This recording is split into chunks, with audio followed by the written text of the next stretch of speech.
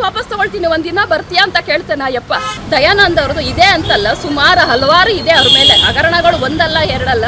ದುಡ್ಡು ಕೊಡ್ತೀನಿ ಅಂದರೆ ಸಾಕು, ಏನು ಬೇಕಾದ್ರೂ ರೆಡಿ ಮಾಡ್ತಾರೆ. ನಾನೊಂದು ಕಂಪ್ಲೇಂಟ್ ಕೊಟ್ಟಿದ್ದಕ್ಕೆ ವಾಪಸ್ ತಗೊಳ್ಳಿ ಅಂತ ಹೇಳಿಬಿಟ್ಟು, ತಗೊಳ್ಳಿಲ್ಲ ಅಂದರೆ ನಿಮ್ಮ ಮೇಲೆ ರೋಡಿ ಶೀಟರ್ ಓಪನ್ ಮಾಡ್ತೀನಿ ಅಂತ ನನ್ನ ಮೇಲೆ ಹೇಳಿದರು. ಇದೇ ಜೂನ್ 15ನೇ ತಾರೀಕಲ್ಲಿ ಅದನ್ನು ವಿಡಿಯೋ ಮಾಡಿ CD ಮಾಡಿ ಶರಣಪ್ಪ ಬಸವನಗೌಡ ಇನ್ಸ್ಪೆಕ್ಟ್ರ್ ಕೊಟ್ಟರು ಸಹ ಏನೂ ಮಾಡಲಿಲ್ಲ. ಅದನ್ನಾಗಲೇ ನಾನು ಮೇಲಧಿಕಾರಿಗಳೆಲ್ಲ ಕೊಟ್ಟು ಕೋರ್ಟ್ಗೂ ಹಾಕ್ಕೊಂಡಿದ್ದೀನಿ. ಅದು ನನಗೇನು ಮಾಹಿತಿ ಕೊಡ್ತಾ ಇಲ್ಲ ಅಂತ ಓಪನ್ ಆಗೇ ಕೇಳ್ತಾರೆ ನನಗೆ. ಏನು ನಿನ್ಗೆ ಬೇರೆ ಅಸಭ್ಯವಾದ ರೀತಿಯೆಲ್ಲ ಕೇಳ್ತಾರೆ. ನೀನು ನೋಡಿದ್ರೆ ಹೆಂಗಿದ್ಯಾ, ನಿನ್ನ ಗಂಡ ವಯಸ್ಸಾಗಿದೆ, ಹೆಂಗೆ ಮದುವೆ ಮಾಡ್ಕೊಳ್ತೀಯಾ, ಏನು ಅವೆಲ್ಲ ನನ್ನ ಪರ್ಸನಲ್ ವಿಷಯ ಎಲ್ಲ. ಈ ಅಪ್ಪನಿಗೆ ಏನಕ್ಕೆ ಬೇಕು? ಇದೇ ದಯಾನಂದೇ ಕೇಳಿದ್ದಾರೆ. ಏನಾರ ಮಾತಾಡ್ತು ಅಂದರೆ ಸಾಕು ಇದು ಮಾಡ್ತಾರೆ. ಆಮೇಲೆ ನೀನು ಕೇಸ್ ವಾಪಸ್ ತೊಗೊಳ್ತೀಯೋ ಇಲ್ವೋ, ರೋಡಿ ಶೀಟರ್ ಓಪನ್ ಮಾಡು ನೋಡೋಣ ಅಂತಾನೆ ಅಂದಿರೋದು. ವಿಡಿಯೋ ಮಾಡ್ಕೊಂಡಿದ್ದೀನಿ ನಾನು, CDನೂ ಮಾಡ್ಕೊಂಡಿದ್ದೀನಿ ಸರ್, CD ಮಾಡ್ಕೊಂಡಿದ್ದೀನಿ, ಇನ್ಸ್ಪೆಕ್ಟ್ರಿಗೂ ಹೇಳಿದ್ದೀನಿ, ಮೇಲಧಿಕಾರಿಗಳ ಗಮನಕ್ಕೆಲ್ಲ ತಂದಿದ್ದೀನಿ.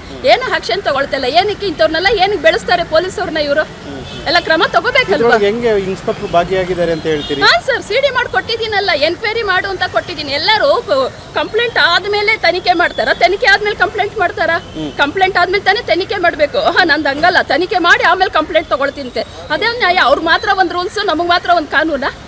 ಕಂಪ್ಲೇಂಟ್ ತಗೋಬೇಕು ತಾನೆ. ಫಸ್ಟ್ ಒಂದು ಯಾರು ಪೊಲೀಸವ್ರ ಮೇಲೆ ಕೊಡ್ತೀವೋ, ಇನ್ನೊಬ್ರ ಮೇಲೆ ಕೊಡ್ತೀವೋ ಅದು ಬೇಕಾಗಿಲ್ಲ. FIR ಮಾಡಬೇಕು, ತನಿಖೆ ಕರೆಸ್ಬೇಕು. ಜೊತೆಲಿ ವೀರೇಶಮ್ಮ ಅಂತಿದ್ದಾರೆ, ಆಯಮ್ಮ ನಮ್ಮ ಸಾತು.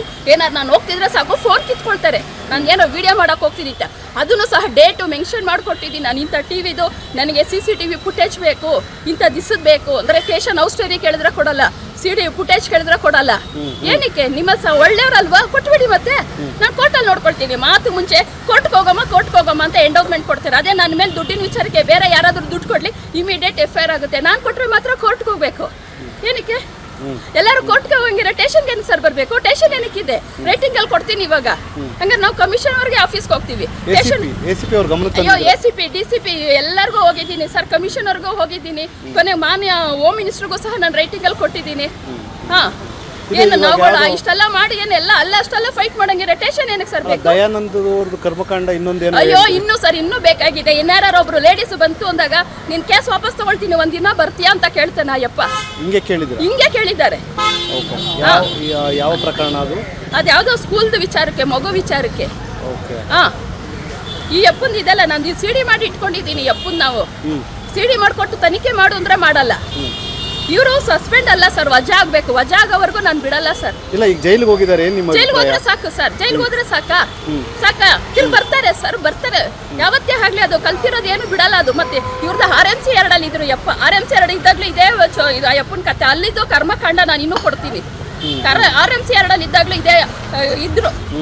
ಅವಾಗ್ಲೂ ಯಾವ್ದೋ ಒಂದು ಕೇಸಲ್ಲಿ ಹಿಂಗೆ ಮಿಂಗಲ್ ಆಗಿದ್ದಾರೆ. ಅದರದ್ದು ದಾಖಲೆನೂ ಸಹ ನಾನು ಕೊಡ್ತೀನಿ.